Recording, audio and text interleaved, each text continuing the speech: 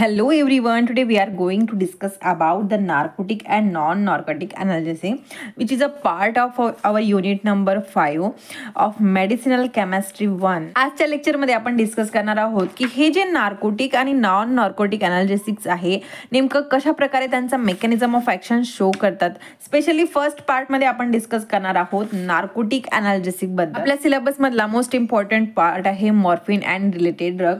त्याच्यामधला SAR of morphine analogue हा most of the time exam मध्ये विचारला गेला आहे. So we are going to discuss about the SAR of our compound that is the morphine and its derivative. So SAR आपण डिटेलमध्ये discuss करणार आहोत, general structure बघणार आहोत आणि त्याच्यावरून आपल्याला सार डिस्कस करायचं आहे आपल्या कंपाऊंडचा, आपल्या स्ट्रक्चरचा. After that we are going to discuss about the drug which is related to our morphine and its derivative. So हे जे ड्रग्स आहे ड्रगचे आपण स्ट्रक्चर बघणार आहोत, कारण मेकॅनिझम ऑफ ॲक्शन आणि युजेस प्रत्येक ड्रगचे हे सिमिलर असतात. सो मेकॅनिझम ऑफ ॲक्शन आधी डिस्कस करणार, after that SAR, and after that we are going to discuss about the structure of our compound. Then जे स्ट्रक्चर आहे प्रत्येक ड्रगचे डिटेलमध्ये स्ट्रक्चर आपण बघणार आहोत. स्ट्रक्चर झाल्यानंतर दोन इम्पॉर्टंट ड्रग आहे ज्याचे आपल्याला सिंथेसिस बघायचं आहे. फर्स्ट आहे फिंटॅनिल सिट्रेट. फिंटॅनिल सिट्रेटचं सिंथेसिस आपल्याला बघायचं आहे. After that we are going to discuss about the synthesis of methadone hydrochloride. Okay, so methadone हायड्रोक्लोराईडचं सिंथेसिस सुद्धा आपल्याला डिस्कस करायचं आहे. Then we are going to discuss about the narcotic antagonist, म्हणजे जे नार्कोटिक अनाल्जेसिक्स आहे त्याच्या अपोजिट वर्क करणारे जे ड्रग आहे अँटागोनिस्ट, त्याच्याबद्दल आपण डिस्कस करणार आहोत की नेमकं ते जे ड्रग्स आहे कशाप्रकारे त्यांचं वर्क करतात. त्या कॅटेगरीमध्ये टोटल आपल्याला 3 ड्रग्स बघायचे, 3ही ड्रगाची आपल्याला स्ट्रक्चर डिस्कस करायचं आहे. सो ओव्हरऑल आजचा जो लेक्चर आहे हे सगळे पॉईंट्स आपण आजच्या लेक्चरमध्ये कव्हर करणार आहोत. That is morphine and it's related drug and narcotic antagonist, ह्या 2 टॉपिकमध्ये आपण आज डिस्कस करणार आहोत. जो लास्टचा टॉपिक आहे आपल्या सिलेबसमधला that is anti inflammatory agent, हा एक सेपरेट पार्ट म्हणून आपण घेणार आहोत. याच्यावरती आपण डिटेलमध्ये हे नेक्स्ट लेक्चरमध्ये डिस्कस करणार आहोत आणि ओव्हरऑल जो आपला सिलेबस आहे तो कन्क्लूड करणार आहोत. सो आजच्या लेक्चरपुरते जो आपला फर्स्ट पार्ट आहे that is narcotic and non narcotic analgesic, याबद्दल आपण डिस्कस करूया. So without wasting any time let start our lecture. I know students की आता तुमचा जवळजवळ सिलेबस संपत आलेला आहे आणि एक्झामची टेन्शन तुमच्यावरती आलेली आहे. आणि अशा वेळेस काय होतं की मुलांना शॉर्टकट वे जी आहे ती आवडायला लागतात. शॉर्टकट वेमध्ये मुलं स्टडी करायला लागतं. बट काय होतं शॉर्टकटमध्ये स्टडी करताना बरेचदा कन्फ्युजन होतं. मेडिसिनल केमिस्ट्री म्हटलं की यामध्ये कुठल्याही प्रकारचा शॉर्टकट अलाउ नसतो. आपल्याला जे काही ड्रग्स आहे त्यांचे स्ट्रक्चर, क्लासिफिकेशन, सिंथेसिस, सार, ह्या ज्या पर्टिक्युलर थिंग्स आहे ह्या आपल्याला प्रॉपर येणं गरजेचं आहे. ते कुठल्याही प्रकारचा शॉर्टकट अलाउ नसतो.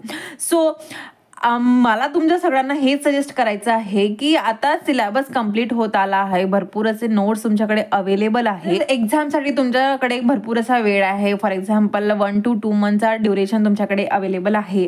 आणि नंतर तुमची मेडिसिनल केमिस्ट्रीचं जर एक्झाम आहे तर मी सजेस्ट करणार की तुम्ही एका दिवसामध्ये एक टॉपिक कव्हर करा, दुसऱ्या दिवशी दुसऱ्या टॉपिककडे जावा आणि जे काही टॉपिक तुम्ही कव्हर करता त्याला रिवाईज करा.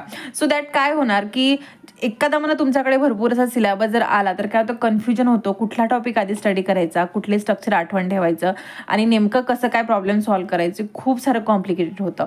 बट जर तुमची एक्झाम ही जवळ आहे आणि खूप शॉर्ट ड्युरेशन ऑफ टाईम तुमच्याकडे आहे आणि तुम्हाला मेडिसिनल केमिस्ट्रीचा जो स्टडी आहे तो कम्प्लीट करायचा आहे, सो मी तुम्हाला सजेस्ट करणार की जे मेन कन्सेप्ट आहे ते तुम्ही कन्सेप्ट क्लिअर करा. फॉर एक्झाम्पल आता नार्कोटिक आणि नॉन नार्कोटिक एनाल्जेसिक्स आहे, तर नेमका ह्या टॉपिकचा मिनिंग काय होतो, हे जे ड्रग्स आहे कशाप्रकारे त्यांचं वर्क शो करतात, आपल्या बॉडीमध्ये कशाप्रकारे इफेक्ट शो करतात, हे तुम्ही आधी नॉर्मल लाईफसोबत रिलेट करा, आधी समजावून घ्या गोष्टी.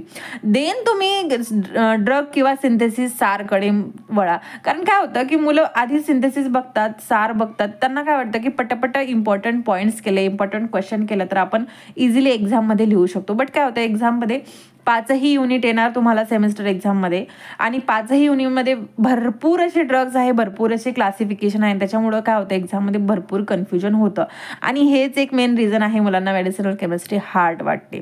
सो मी सजेस्ट करणार की तुम्ही टॉपिकला आधी समजावून घ्या की नेमका टॉपिकचा अर्थ काय, याला काय सांगायचं आहे. कारण तुम्ही एकदा ह्या टॉपिकवरती तुम्ही जर जनरल इन्फॉर्मेशन कलेक्ट केलं, जनरल स्ट्रक्चर जर तुम्ही लक्षात ठेवलं ना तर तुम्ही सार इझिली लिहू शकता. जनरल स्ट्रक्चरवरून रिलेट करून तुम्ही अदर जे ड्रग्स आहेत त्यांचे स्ट्रक्चरसुद्धा लिहू शकता. सो मेडिसिनल केमिस्ट्री तुम्हाला हार्ड वाटणार नाही. जरी तुमच्याकडे कमी टाईम आहे, शॉर्ट टाईम आहे किंवा लॉंग टाईम जरी आहे, तरी तुम्ही आधी कन्सेप्ट क्लिअर करा and after that you should move to the study of synthesis and SAR of all the drugs. Okay, so let's start our topic, that is narcotic and non-narcotic analgesic. Students, आपण already discuss केले आहे अॅनास्थेटिक्स drugs बद्दल. अॅनास्थेटिक drug काय करत होते की central nervous सिस्टीमवरती जाऊन जे काही पेनचे सेन्सेशन आहे, पेनच्या सेन्सेशनला लॉस करत होते. ओके, जे सेंट्रल नर्वस सिस्टीमवरती ड्रग्स ॲक्ट करतात त्या ड्रग्सवरती आपण डिस्कस करणार आहोत ह्या टॉपिकवरती, ह्या युनिटवरती. आणि जे आपण प्रिव्हियसली स्टडी केला होता जनरल अॅनास्थेटिक्सवरती, हे जनरल अॅनास्थेटिक्स काय करतात, पेन तर रिमूव्ह करत होते बट सेंट्रल नर्वस सिस्टीमवरती ॲक्ट करून पेशंटला अनकॉन्शियस बनवत होते, पेशंटला बेशुद्ध करण्याचं काम करत होते. बट आपले जे हे नार्कोटिक्स ड्रग्ज आहे, नार्कोटिक्स ॲनाल्जेसिक्स आहे, हे नार्कोटिक्स काय करतात, सेंट्रल नर्वस सिस्टीमवरती ॲक्ट करतात आणि पेनचे जे सेन्सेशन आहे त्याला लॉस करतात, but without disturbing to this consciousness. पेशंटला कुठल्याही प्रकारचा अनकॉन्शियस तो करत नाही, पेशंटला आहे त्या कंडिशनमध्ये हे ड्रग्स ठेवतात, बट काय करतात, जे पेनचे सेन्सेशन आहे, जे नर्व्स आहे त्याला ब्लॉक करतात. ओके, सो बेसिक आयडिया आली आहे की हे जे नार्कोटिक्स काय करतात, पेन रिलीव्ह करतात, पेनच्या सेन्सेशनला कमी करतात, बट पेशंटचा कॉन्शियसनेसला डिस्टर्ब करत नाही, पेशंटला तो कॉन्शियसच ठेवतो, अनकॉन्शियस बनवत नाही. ओके, सो डेफिनेशन क्लिअर आहे की these are those agents which are selectively relieve the pain by acting on central nervous system or peripheral nervous system but without disturbing to its consciousness. Okay, हे जे category आहे, हे दोन कॅटेगरीमध्ये classify झालं आहे. First one is a narcotic analgesic and second one is a non narcotic analgesic. Okay, first पार्टमध्ये आपण डिस्कस करणार आहोत नार्कोटिक अॅनाल्जेसिकबद्दल. हे जे नार्कोटिक अॅनाल्जेसिक्स आहे याला ऑपॉइड्स अॅनाल्जेसिक सुद्धा म्हटलं आहे. ओके, सो कन्फ्युजन व्हायचं नाही की नार्कोटिक्स म्हणजे काय आणि ऑपॉइड्स म्हणजे काय. तर हे जे ऑपॉइड्स किंवा नार्कोटिक्स आहे हे काय करतात, सेंट्रल नर्वस सिस्टीमवरती ॲक्ट करतात आणि पेनला काय करतात, डिक्रीज करतात किंवा पेनचे जे सेन्सेशन आहे त्याला लॉस करतात. हे जे नार्कोटिक्स आहे खूप अगोदरपासून यूज केल्या जातात.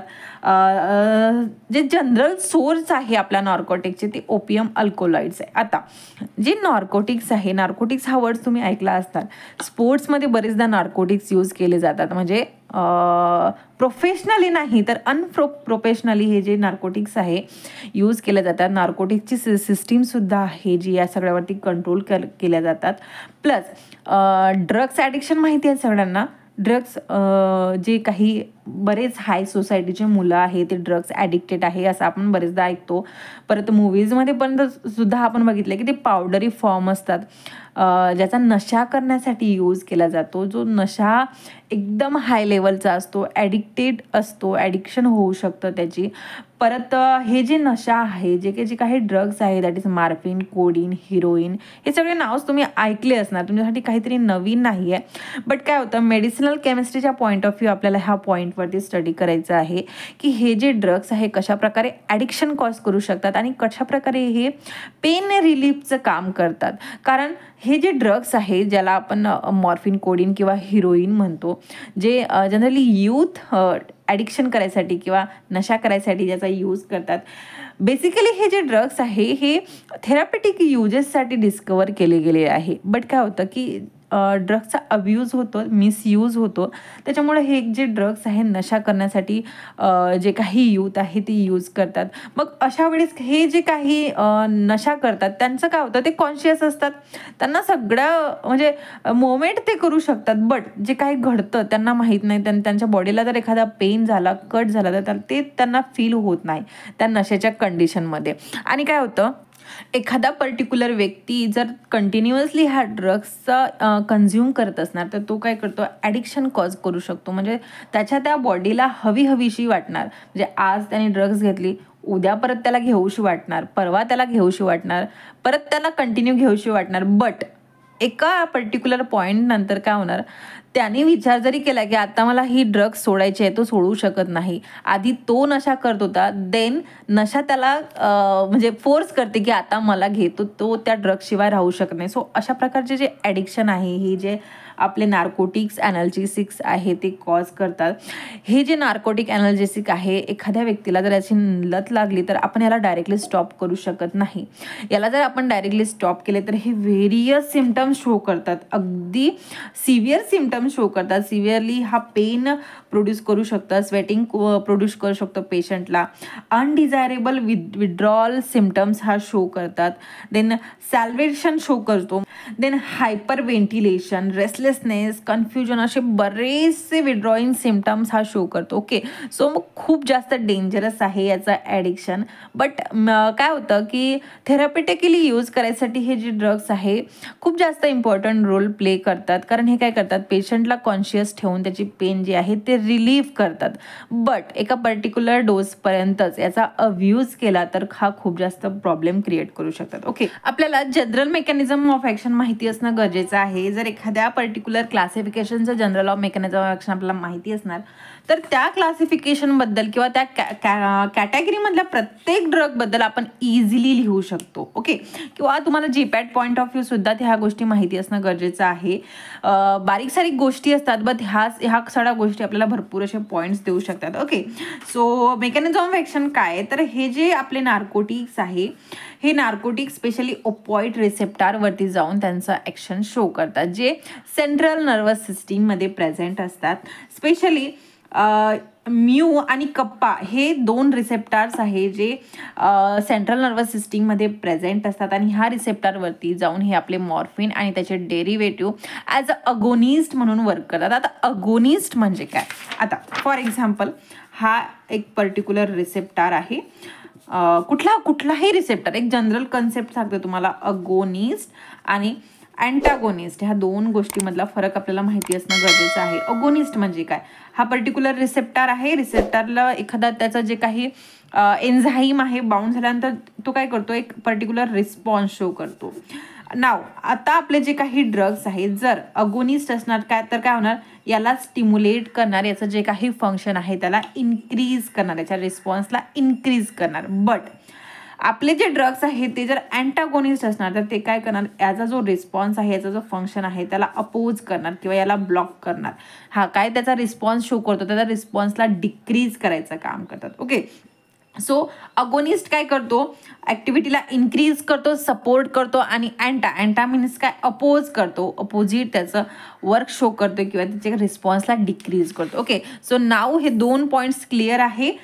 फर्स्ट जो केस आहे, हे जे आपले ड्रग्स आहे तर जे म्यू आणि कप्पा, त्याला MU सुद्धा म्हणू शकता किंवा म्यू सुद्धा तुम्ही म्हणू शकता, हे जे रिसेप्टार्स आहे याला अगोनिस्ट म्हणून हे वर्क करणार, म्हणजेच काय तर त्याच्या ॲक्टिव्हिटीला इन्क्रीज करणार.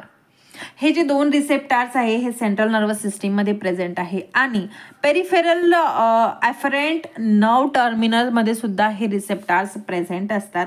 हे रिसेप्टार्स काय करतात, जी कपल प्रोटीन रिसेप्टारला जाऊन बाउंड असतात, अटॅच्ड असतात. फॉर एक्झाम्पल हे आपले नर्व्स आहे, कुठले पण सेंट्रल नर्वस सिस्टीममधले किंवा पेरिफेरल अफरंट नर्व टर्मिनल्स आहे, या नर्व टर्मिनल्सवरती रिसेप्टार्स प्रेझेंट असतात. हे जे ग्रीनमध्ये आपल्याला दिसत आहे हे फॉर एक्झाम्पल आपले रिसेप्टार्स आहे, कुठले, म्यू आणि कप्पा रिसेप्टार्स. हे रिसेप्टार काय करतात, जी कपल प्रोटीन रिसेप्टारला बाउंड असतात, अटॅच्ड असतात. फॉर एक्झाम्पल हे इथे तुम्हाला दिसत असणार हे जी कपल प्रोटीन रिसेप्टार्स. मग अशा वेळी जे आपले मॉर्फिन किंवा त्याचे डेरिव्हेटिव्हज आहे ह्या रिसेप्टारला जाऊन जर बाउंड झाले तर हे काय करतात, याच्या ॲक्टिव्हिटीवरती व्हेरियस चेंजेस कॉज करतात. आता व्हेरियस चेंजेस कुठले कुठले, फर्स्ट थिंग हे काय करतात, CGMPचं कॉन्सन्ट्रेशन डिक्रीज करतात. अगोनिस्ट आहे म्हणजे याच्या फंक्शनला इन्क्रीज करणार, हे जे नॉर्मल फंक्शन आहे त्याला स्टिम्युलेट करणार. ठीक आहे, हे जे CAMP आहे, हे CAMP काय करतं, नर्व्समध्ये वेगवेगळ्या प्रकारचं फंक्शन शो करतात. कशा प्रकारे, फर्स्ट थिंग हे काय करतात, पोटॅशियम चॅनलला ओपन करतात. पोटॅशियम चॅनल माहिती आहे आपल्याला सगळ्यांना की आपले जे नर्व्स आहे त्याच्यावरती प्रेझेंट असतात आणि ह्या पोटॅशियम चॅनलचं फंक्शन काय आहे की इंट्रासेल्युलर जे पोटॅशियम आहे त्याला एक्स्ट्रा सेल्युलर बाहेर नेणं आणि त्याचं कॉन्सन्ट्रेशन सेलमध्ये डिक्रीज करणं. सो सायमल्टेनियसली हे जे रिसेप्टर्स काय करतात, पोटॅशियम आयन चॅनलला ओपन करतात आणि चॅनलची एक्झिट जी आहे ती इन्क्रीज करतो. अगेन सेल मेम्ब्रेनला हायपरपोलराइज्ड करतो. ऑब्विसली पॉझिटिव्ह आयन चॅनल जर सेलच्या बाहेर जाणार तर सेल काय होणार, हायपरपोलराइज्ड होणार. हायपरपोलराइज झाल्यामुळं काय होतं की जे काही सेल आहे ते रिलॅक्स्ड होतं, कॉन्ट्रॅक्शन डिक्रीज होतं. अगेन हे जे CAMP आहे, CAMP काय करतात, कॅल्शियम चॅनलची जे एंट्री आहे किंवा जे कॅल्शियम चॅनल आहे त्याला ब्लॉक करतात आणि कॅल्शियम चॅनलला सेलमध्ये येऊ देत नाही. म्हणजे काय, सेलमध्ये जे कॅल्शियम आयनचं कॉन्सन्ट्रेशन आहे ती कमी राहणार as compare to the outside area. आउटसाईडमध्ये कॅल्शियम आयनचं कॉन्सन्ट्रेशन इन्क्रीज होणार. म्हणजेच काय, इकडनं पण पॉझिटिव्ह आयन्स बाहेर निघतात आणि ह्या साईडला सुद्धा काय होतात, पॉझिटिव्ह आयन्स बाहेर आहे. सेलमध्ये कुठल्याही प्रकारचं पॉझिटिव्ह आयनचं कॉन्सन्ट्रेशन नाही आहे किंवा असणार तरी खूप कमी प्रमाणात होणार. जर सेलमध्ये कॅल्शियम आयनचं कॉन्सन्ट्रेशन जर कमी झालं तर काय होणार, सेलमध्ये जे काही न्यूरोट्रान्समीटर्स आहे त्यांचं रिलीज काय होणार, डिक्रीज होणार. आणि न्यूरोट्रान्समीटरचं फंक्शन काय आपल्याला माहिती आहे. हे जे न्यूरोट्रान्समीटर्स आहे, न्यूरॉन्स आहे, एकमेकाला कनेक्ट आहे आणि हे न्यूरॉन्स काय करतात, न्यूरोट्रान्समीटर रिलीज करतात. न्यूरोट्रान्समीटर काय करतात, एका न्यूरॉनपासून दुसऱ्या न्यूरॉनपर्यंत सिग्नल पास करतात. ठीक आहे, हे आपल्या न्यूरोट्रान्समीटरचं फंक्शन आहे. आणि जर न्यूरोट्रान्समीटरचं कॉन्सन्ट्रेशन जर कमी झालं तर काय होणार, सिग्नल पास होणार नाही. सिग्नल पास होणार नाही म्हणजेच काय, तर पेनचं जे काही सेन्सेशन आहे ते पास होणार नाही आपल्या ब्रेनपर्यंत. ब्रेनला कळणारच नाही की पेनचे जे काही सेन्सेशन आहे इथे प्रोड्यूस होणार आहे. सो अशा प्रकारे हे ब्लॉकेज शो करतं. अशा प्रकारे मेकॅनिझम ऑफ ॲक्शन आपले जे ड्रग्स आहे, स्पेशली मॉर्फिन आणि त्याचे डेरिव्हेटिव्स आहे ते शो करतात. Okay, so mechanism of action तुम्हाला सगळे क्लिअर आहे. सेम जे मेकॅनिझम ऑफ ॲक्शन आहे ते सगळे ह्या कॅटेगरीमधले ड्रग्स शो करतात. Then we have to discuss about the SAR, that is structural activity relationship. आता SAR बघायसाठी आपल्याला मोस्ट इम्पॉर्टंट काय असतं की त्याचं जनरल स्ट्रक्चर माहिती असणं गरजेचं असतं. जनरल स्ट्रक्चरवरून आपण प्रत्येक ड्रगचं SAR इझिली लिहू शकतो. ठीक आहे, सो जनरल स्ट्रक्चर इम्पॉर्टंट आहे. This is the general structure of our morphine किंवा मॉर्फिनचा हा जो स्ट्रक्चर आहे, ह्या स्ट्रक्चरवरून याचे डेरिव्हेटिव्ज आपण इझिली लिहू शकतो. सेम स्ट्रक्चरवरून जे रिमेनिंग ड्रग्स आहे ड्रग्सचं स्ट्रक्चर लिहू शकतो. कशा प्रकारे लिहिणार आपण नंतर त्याच्यावरती डिस्कस करणारच आहोत. आधी आपल्याला बघायचे आहे SAR, that is structural activity relationship. First thing, SAR लिहिताना आपल्याला आपला जो कंपाऊंड आहे त्याला नॉमेनक्लेचर करायचं असते. ह्या स्ट्रक्चरमध्ये टोटल 5 रिंग प्रेझेंट आहे. याला आपण नंबरिंग केली आहे, रिंग ABCD and E. इथे तुम्हाला त्या स्ट्रक्चर दिसत असणार. नंबरिंग करताना काय करायचं, रिंग A पासून आपल्याला नंबरिंग ऑलवेज स्टार्ट करायची आहे 1 2 3 4. देन जी नंबरिंग आहे ती नंबरिंग डी रिंगमध्ये शिफ्ट होते. म्हणजे बघा, ही आउटर जो भाग आहे, आउटर पोर्शनला आधी आपल्याला नंबरिंग करायचं आहे. Then inside and then moves to this ring E. कशा प्रकारे बघा, आता 1 2 3 4. देन रिंग D मध्ये 5. देन ही जी C रिंग आहे ती कव्हर होते. म्हणजे हा जो आउटर लेअर आहे त्याला पूर्ण आपल्याला नंबर करायचा आहे 6 7 8. देन ही जी बी रिंग आहे, ह्या बी रिंगला कव्हर करायचं आहे 9 10 11. ओके, ही जी नंबरिंग करण्याची ही जी सिक्वेन्स आहे तुम्हाला ॲज इट इज लिहायचे. कुठल्याही प्रकारचे नोट्स किंवा बुक्स बघितले तुम्हाला ह्याच प्रकारे नंबरिंग भेटणार. देन 11 झाल्यानंतर 12 13 14 म्हणजे ही रिंग बी कंप्लीट करायचं आहे. देन रिंग ई मध्ये शिफ्ट व्हायचं आहे 15 आणि 16 and this nitrogen comes at 17 position. Okay, so अशा प्रकारे नंबरिंग करायचं आहे. आता स्ट्रक्चरला नंबर झाल्यानंतर त्याला जे कंपाऊंड आहे त्या कंपाऊंडला आपल्याला नावं द्यायचे आहे सो दॅट आपण इझिली SAR लिहू शकणार. फर्स्ट वन आहे इथे बघा, आता 2 अल्कोहोल प्रेझेंट आहे. हा जो 3rd पोझिशनला आहे याला आपण फिनॉलिक अल्कोहोल म्हणतो आणि जो 6th पोझिशनला आहे त्याला अल्कोहोलिक अल्कोहोल म्हणतो, म्हणजे अल्कोहोलिक OH म्हणतो. फिनॉलिक आणि अल्कोहोलिक यामधला डिफरन्स तुम्हाला माहितीच असणार, कारण ऑब्व्हियसली प्रिव्हियस युनिट्स आणि प्रिव्हियस सेमेस्टरमध्ये ह्याबद्दल डिस्कस केलेलाच आहे. देन हा जो ऑक्सिजन प्रेझेंट आहे at position 4th and 5th त्याला इथर ब्रिज किंवा इपॉक्साईड ब्रिज सुद्धा म्हणतात. इथर ब्रिज का, तर हा इथर फंक्शनल ग्रुप आहे म्हणून याला इथर ब्रिज म्हणतात. देन हा जो नायट्रोजन प्रेझेंट आहे हा आपला टर्शरी नायट्रोजन आहे, म्हणजेच काय तर याला 3 सबस्टिट्यूशन झालेले आहे. सो हा आपला टर्शरी नायट्रोजन आहे. ही जी पोझिशन आहे, ही जी त्यांनी नॉमेनक्लेचर केलं आहे याच कंपाऊंडमध्ये किंवा ह्याच पोझिशनमध्ये आपल्याला सबस्टिट्यूशन करायचं आहे. ओके, सो सार लिहिताना आपल्याला याच्यामध्ये मेन्शन करायचे आहे सम स्टिरिओकेमिस्ट्री, किंवा तुम्ही डायरेक्टली स्पेशल पॉईंट लिहून सुद्धा स्टिरिओकेमिस्ट्री याची मेन्शन करू शकता, की हा जो आपला मॉर्फिन कंपाऊंड आहे याच्यामध्ये 5 फ्युज्ड रिंग आहे, that is ring ABCD and E. Then 5 ring असल्यानंतर काय, याच्यामध्ये 5 कायरल सेंटर प्रेझेंट आहे किंवा 5 कायरल कार्बन प्रेझेंट आहे. कायरल कार्बन आपल्याला माहिती आहे की असा कार्बन ज्याला 4 डिफरंट कंपाऊंड अटॅच्ड आहे, अशा याच्यामध्ये 5 कंपाऊंड प्रेझेंट आहे. देन हा जो आपला कंपाऊंड आहे याचा जो लिव्हर रोटेटरी फॉर्म आहे तो ॲक्टिव्ह फॉर्म आहे, ठीक आहे. आणि लिव्हर रोटेटरीला आपण निगेटिव्ह साईनने इंडिकेट करतो. प्लस जो डेक्स्ट्रोरोटेटरी फॉर्म आहे हा याचा इनएक्टिव्ह आहे, म्हणजे जो पॉझिटिव्ह फॉर्म आहे तो त्याचा इनएक्टिव्ह आहे. सी कंपाऊंडमध्ये व्हेरियस असे कंपोनंट प्रेझेंट आहे स्ट्रक्चरमध्ये, बट रिंग ए आणि हा जो टर्शरी नायट्रोजन आहे हा मोस्ट इसेन्शियल आहे, जो हा कंपल्सरी आहे प्रत्येक स्ट्रक्चरमध्ये असणं. हा जो कंपाऊंड आहे आपल्याला ओपॉइड रिसेप्टर अगोनिस्ट मेकॅनिझम जे आहे तो मेकॅनिझम शो करतो.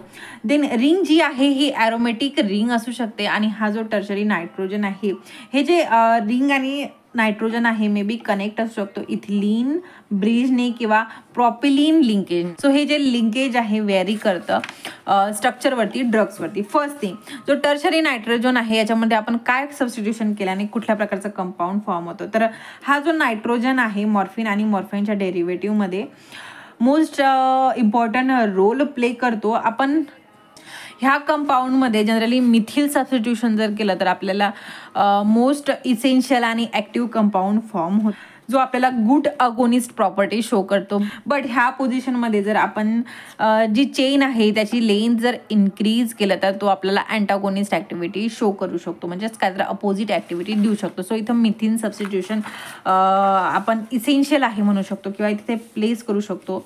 देन सेकंड सबस्टिट्यूशन आहे हायड्रॉक्झिल ग्रुप. सी 2 हायड्रॉक्झिल ग्रुप आपल्या स्ट्रक्चरमध्ये प्रेझेंट आहे. फर्स्ट वन आहे फिनॉलिक अँड सेकंड वन आहे अल्कोहोलिक. हा जो फिनॉलिक हायड्रॉक्झिल ग्रुप आहे दॅट इज OH आहे, याला आपण इस्टरिफिकेशन करू शकत नाही. या पोझिशनला आपण इस्टरिफिकेशन केलं म्हणजेच काय तर ROR हा ऑक्सिजन जर फक्त प्लेस केला, हायड्रोजनला रिमूव्ह केलं तर ॲक्टिव्हिटी डिक्रीज होते. बट हा जो अल्कोहोलिक OH आहे इथे आपण इस्टरिफिकेशन केलं तर ॲक्टिव्हिटी इन्क्रीज होते. ओके, सो थर्ड पोझिशनला आपण इस्टरिफिकेशन करू शकत नाही, बट 6 पोझिशनला करू शकतो. अगेन जो 14 पोझिशन आहे म्हणजे जो रिंग बी मध्ये प्रेझेंट आहे इथे आपण एक अल्कोहोल ऍड करू शकतो, ज्यामुळे काय होतं ॲक्टिव्ह कंपाऊंड हे फॉर्म होतं. ओके, सो अल्कोहोलचं जे काही पोझिशन आहे क्लिअर आहे. 3 पॉईंट आहे. फिनॉलिक सबस्टिट्यूशन केलं तर काय होणार, ॲक्टिव्हिटी डिक्रीज होणार. अल्कोहोलिक सबस्टिट्यूशन केलं तर इस्टरिफिकेशन केलं तर ॲक्टिव्हिटी इन्क्रीज होणार. आणि 14 पोझिशनला एक हायड्रॉक्झिल ग्रुप अटॅच केला तर ॲक्टिव्हिटी इन्क्रीज होते. एक्झाम्पल इथे शो केलं. देन रिंग सी मध्ये आपण सबस्टिट्यूशन करू शकतो. ह्या रिंग सी मध्ये जर आपण सबस्टिट्यूशन केलं तर कंपाऊंडची ॲक्टिव्हिटी हे इन्क्रीजच होणार आहे. रिंग सी बघा, ह्या रिंग सी मध्ये मॉडिफिकेशन करणं अलाउ आहे, इथे आपण मॉडिफिकेशन करू शकतो. आणि जर ह्या पोझिशनमध्ये जर आपण मॉडिफिकेशन केलं तर आपल्याला जो कंपाऊंड फॉर्म होतो त्याचं एक्झाम्पल आहे hydromorphone which is 8 to 10 times more potent than morphine. Okay, so इथे आपण सबस्टिट्यूशन करू शकतो. देन फोर्थ पॉईंट आहे 5 to 5 इपॉक्साइड ब्रिज, म्हणजे हा जो ब्रिज जिथे ज्याला आपण इथर ब्रिज किंवा इपॉक्साइड ब्रिज म्हणतो, जो 4th आणि 5th पोझिशनमध्ये प्रेझेंट आहे. ह्या पोझिशनमध्ये जर आपण काय केलं, हा जो ब्रिज आहे याला जर रिमूव्ह केला तर काय होतं, मॉफिनॉन्स हा कंपाऊंड फॉर्म होतं.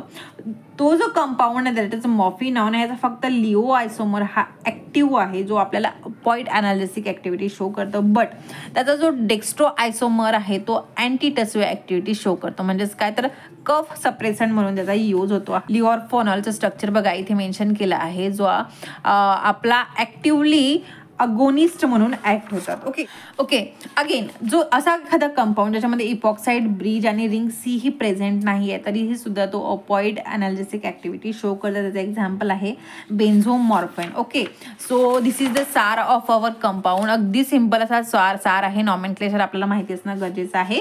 फिनॉलिक सबस्टिट्यूशनमध्ये काय इस्टरिफिकेशन करू शकत नाही, अल्कोहोलिक सबस्टिट्यूशनमध्ये इस्टरिफिकेशन करू शकतो. 14 पोझिशनमध्ये OH ऍड करू शकतो. इथे आपण सबस्टिट्यूशन करू शकत नाही, इथे इथे आपल्याला मिथिल ग्रुप असणं गरजेचं आहे. इथर ब्रिज हा सबस्टिट्यूशन करू शकतो, याला रिमूव्ह करू शकतो. रिंग सी सुद्धा आपण रिमूव्ह करू शकतो आणि रिंग ए जी आहे हे इसेन्शियल आहे. So this is a short SAR of our compound. I hope तुम्हाला क्लिअर असणार. देन वी हॅव ड्रग्सचे स्ट्रक्चर माहिती असणं गरजेचं आहे. जे युजेस आहे, युजेस मी इथं फक्त मॉर्फिनचे मेन्शन केले आहे. तुम्ही सगळ्या ड्रग्सला हे युजेस अप्लाय करू शकता.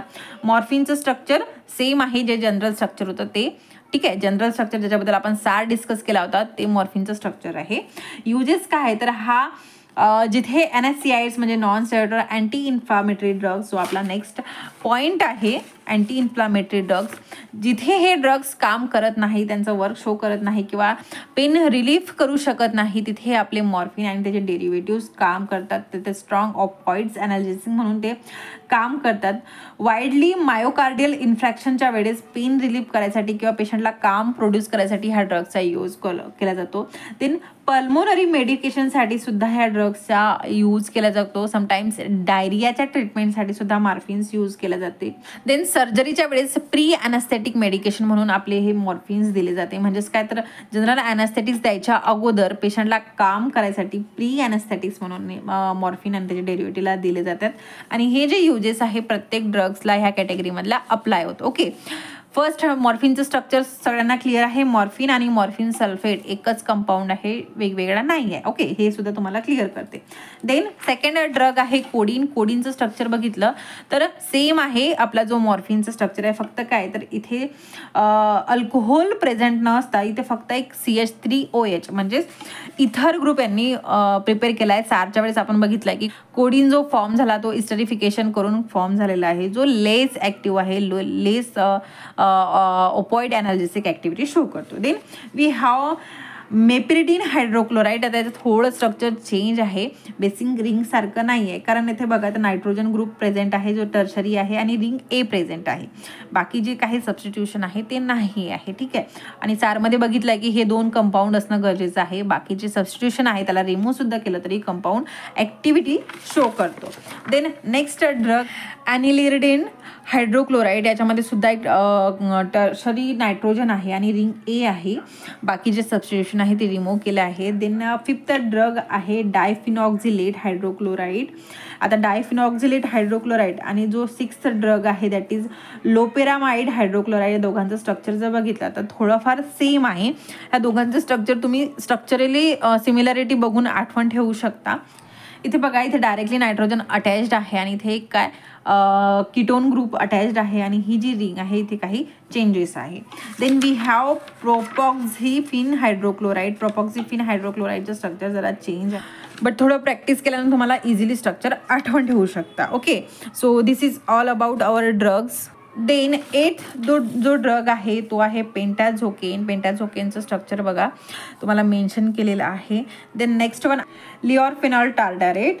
देन जो 10th ड्रग आहे दॅट इज फेंटानिल सिट्रेल, ज्याचा आपल्याला सिंथेसिस बघायचे. हे 2 असे ड्रग आहे ज्याचं सिंथेसिस बघायचं आहे. फेंटानिल सिट्रेटचं सिंथेसिससाठी आपल्याला 2 मेन प्रिकर्सर इम्पॉर्टंट आहे याच्या सिंथेसिससाठी. फर्स्ट वन आहे प्रोपिओनिल क्लोराईड अँड सेकंड वन आहे अँड पिप्रिडिन 4-अमाइन. हे जे 2 कंपाऊंड आहे जेव्हा एकमेकासोबत रिॲक्ट होतात तेव्हा काय होतात, हा क्लोरीन कंपाऊंड फर्स्ट प्रिकर्सरमधला आणि हायड्रोजन सेकंड प्रिकर्सरमधला, हे दोघांची रिॲक्शन होते आणि HCl कंपाऊंडच्या बाहेर होतं. देन नायट्रोजन आणि हा जो कीटोन आहे याच्यामध्ये एक बॉन्ड फॉर्म होतो आणि ॲज इट इज कंपाऊंड आपल्याला लिहायचं. फक्त जे प्रिकर्सर आहे ते आठवण ठेवायचे आहे आणि दोघं ॲज इट इज इथे प्लेस करून एक बॉन्ड फॉर्म करायचा आहे, ज्याला आपण इंटरमिडिएट 1 म्हणूया. देन हा जो कंपाऊंड आहे याची रिॲक्शन होते अनदर कंपाऊंडसोबत. त्या कंपाऊंडमधला हा जो क्लोरीन आहे रिॲक्ट होतो हायड्रोजनसोबत आणि काय अगेन एक HCl मॉलिक्यूल बाहेर निघतो आणि हा जो कंपाऊंड आहे दॅट इज CH2 आणि benzene ring as it is जाऊन इथे बाउंड होते, अटॅच होते आणि फायनली जो आपला फिंटॅनिल सिट्रेट आहे तो फॉर्म होतो. Okay, so this is our fentanyl. Then सिट्रेटसोबत त्याची रिॲक्शन होऊन सिट्रेट फॉर्म होतो.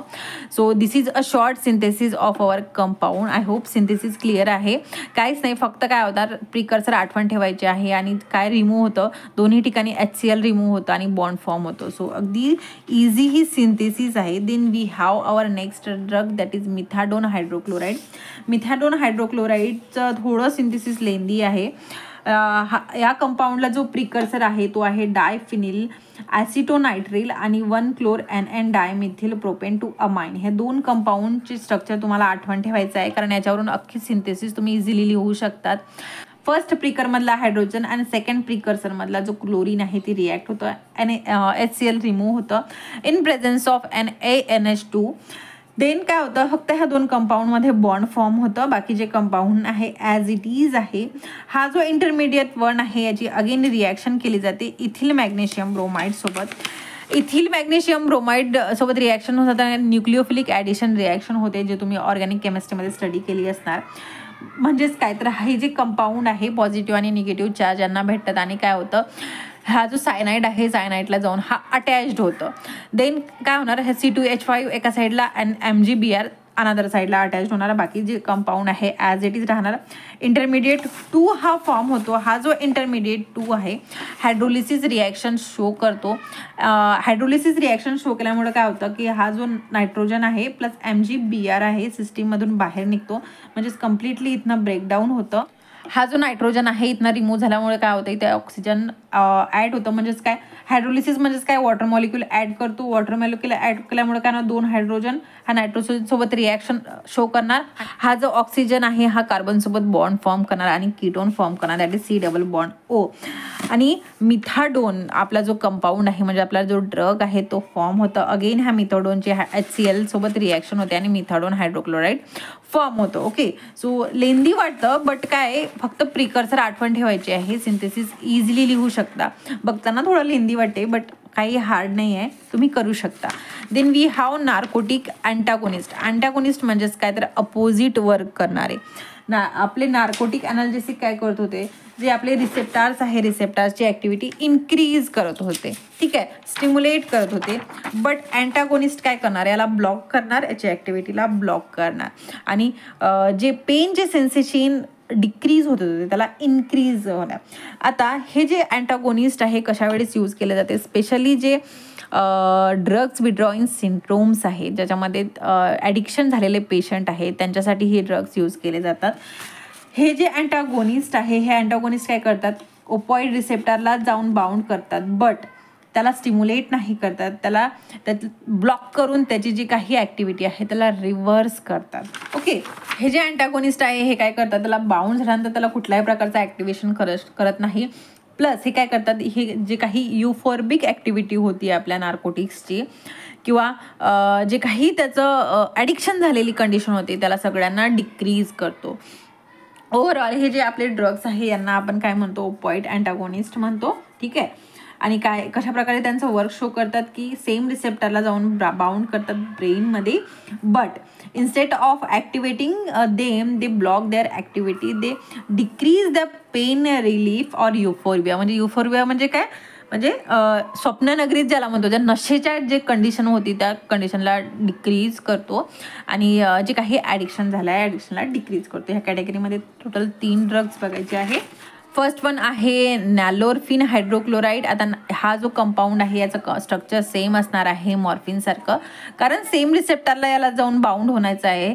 फक्त काय ॲक्शन जे आहे ती अपोजिट शो करतो. सो याच्यामध्ये हे 4ही रिंग प्रेझेंट आहे, OH ग्रुप प्रेझेंट आहे, हा ब्रिजसुद्धा प्रेझेंट आहे, नायट्रोजन प्रेझेंट आहे. फक्त जे नायट्रोजनला चेन अटॅच झाली होती ती चेन काय इन्क्रीज झाली आहे, म्हणजेच काय अपोजिट वर्क शो करायसाठी.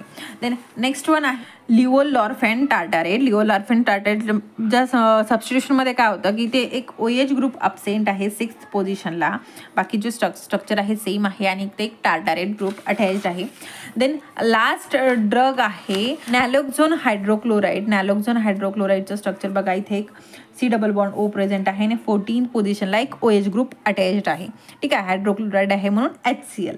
बाकी हा काय करतो, अपोजिट वर्क शो करतो, ठीक आहे. आय होप तुम्हाला जे अँटागोनिस्ट आहे आणि अगोनिस्ट आहे ह्या दोन्हीमधला डिफरन्स कळलेला असणार आणि स्ट्रक्चर जे काही कॉम्प्लिकेशन आहे ते सगळे क्लिअर झालेले असणार. So this is all about our narcotics and narcotics ॲनाल्जेसिक्स.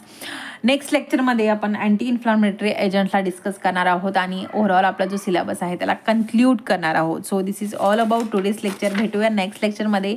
Till then